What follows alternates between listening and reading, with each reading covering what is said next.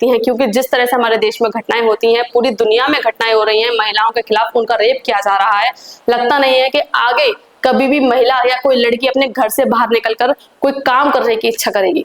इसके साथ ही सबसे बड़ा सवाल ये है, जो हर किसी के जहन में आता है, जो शायद मेरे जहन में भी आया था, कि अस्पताल जहां पे लोग अपनी तबीयत सही करवाने जाते हैं या डॉक्टर को भगवान का स्वरूप माना जाता है, अगर अस्पताल में भी लड़कियां या महिलाएं या पुरुष या कोई भी व्यक्ति, स्टाफ अगर सुरक्षित नहीं है, तो आखिर सुरक्षित है कहाँ पे?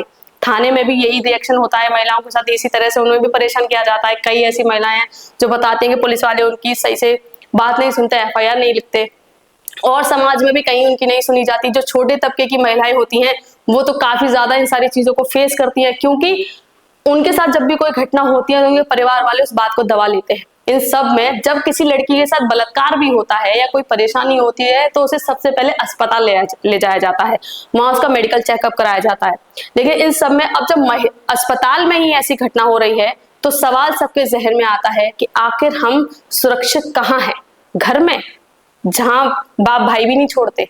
कई ऐसी घटनाएं हैं जहाँ पे सगे चाचा ताऊ रिलेटिव्स ही होते हैं जो घर में बच्चियों के साथ उत्पीड़न कर रहे होते हैं।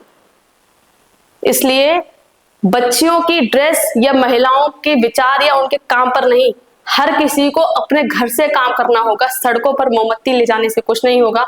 अपने घर में अपने लड़कों को, अपने घर में जो भी मेल पर्सन है, उन सबको ये सिखाना होगा कि किस तरह से महिला की इज्जत की जाती है।